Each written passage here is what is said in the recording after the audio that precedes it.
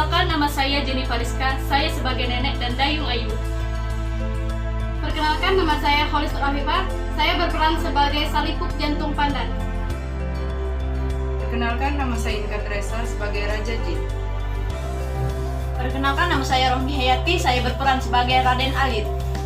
Perkenalkan, nama saya Besari. Saya sebagai Dewi Kayangan dan Senci Dabu. Perkenalkan, nama saya Rosita Purnadewi. Saya sebagai Ulung Tangga.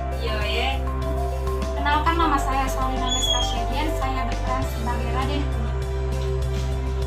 Perkenalkan, nama saya Oksira Malia. Saya berperan sebagai Malin Hitam. Perkenalkan, nama saya Suci Maharani. Saya berperan sebagai Malin Putih. Perkenalkan, saya Lina Afidati Salama. Saya berperan sebagai Ratu Ageng. Perkenalkan, nama saya Resnita. Saya berperan sebagai Dayang Bulan.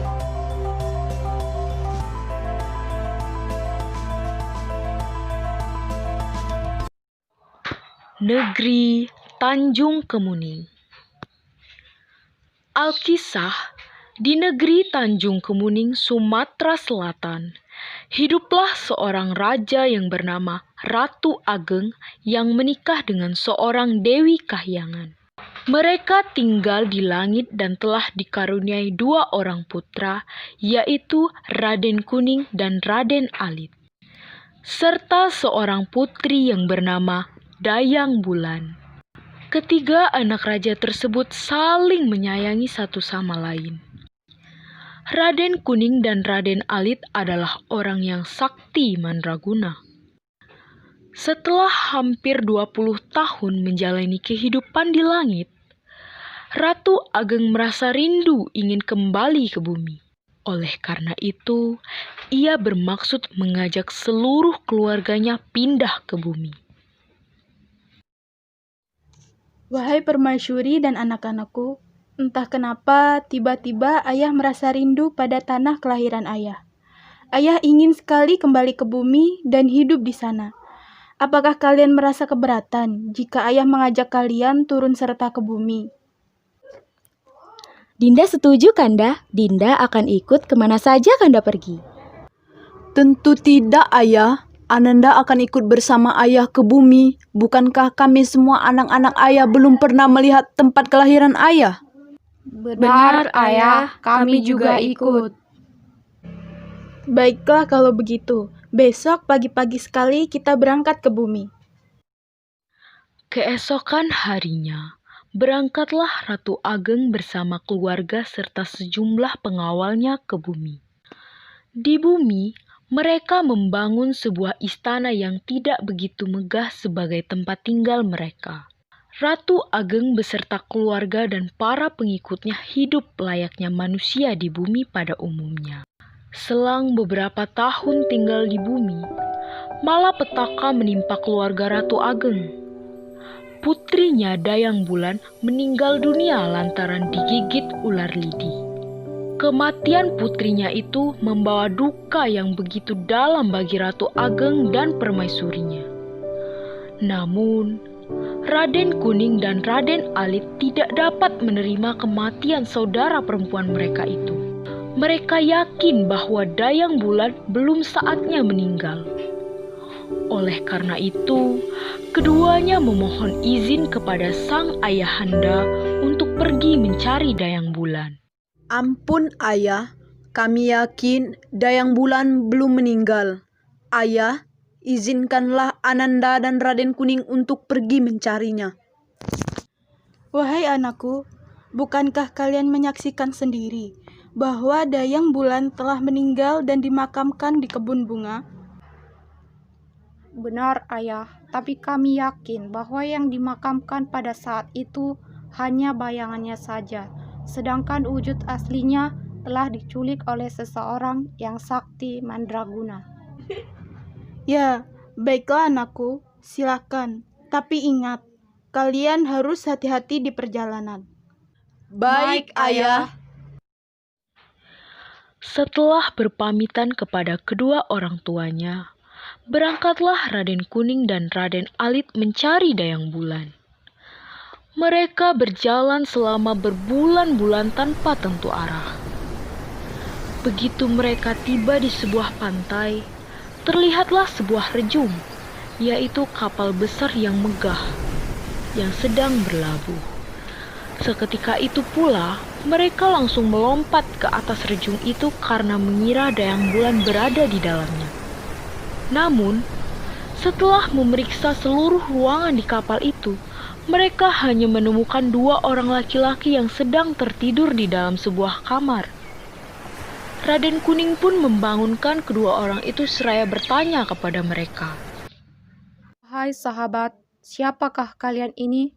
Mengapa rejung kalian berhenti di pantai ini? Maaf sahabat, kami tertidur karena kelelahan setelah cukup lama dalam perjalanan mencari saudara perempuan kami yang bernama Dayang Ayu. Kalau kami boleh tahu, bagaimana saudara perempuan kalian bisa hilang? Begini sahabat, saudara perempuan kami telah meninggal karena digigit ular lidi. Namun kami yakin bahwa dia sebenarnya tidak meninggal. Dia diculik oleh putra Raja Negeri Salek Alam yang bernama Malim Putih. Hai sahabat, bagaimana kamu bisa tahu kalau putra raja itu yang menculik saudara perempuan kalian?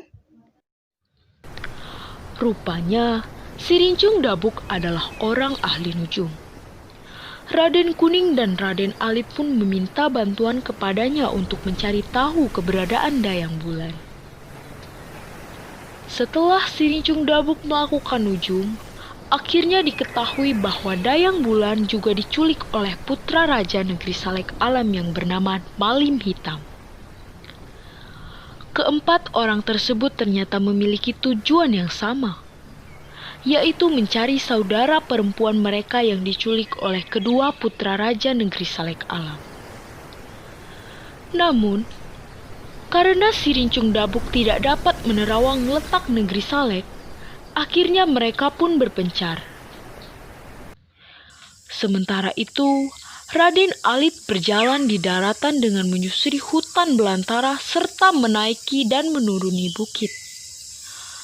Dalam perjalanannya, Raden Alit bertemu dengan seorang nenek yang berpakaian sangat rapi. Nenek, hendak pergi kemana?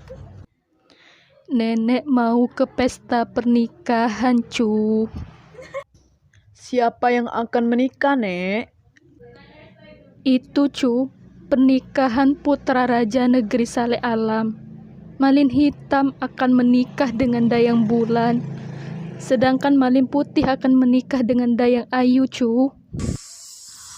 Mendengar jawaban nenek itu, Raden Alit pun semakin yakin bahwa Dayang Bulan dan Dayang Ayu masih hidup. Maka, dengan kesaktiannya, ia menyamar menjadi budak Banden, yaitu merubah bentuk wajahnya. Setelah itu, berangkatlah ia ke negeri Salek Alam.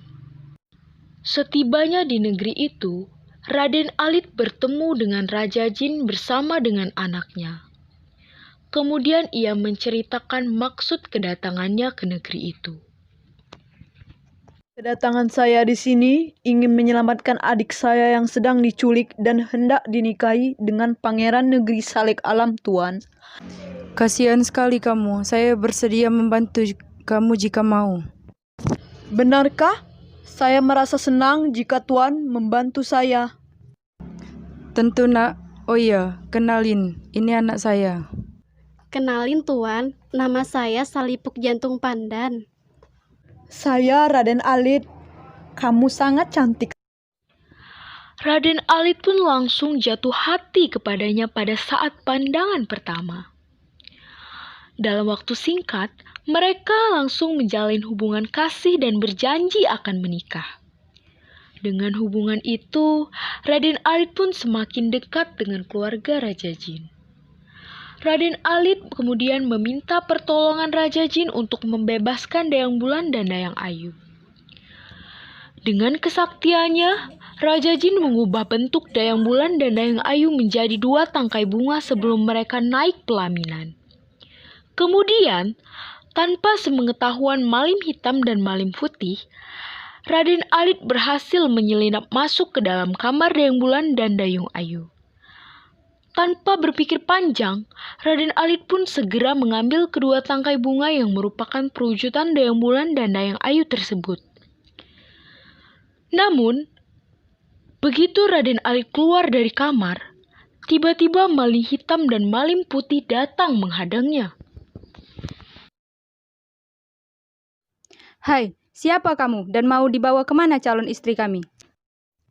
Serahkan kedua tangkai bunga itu, atau kami akan menghajarmu.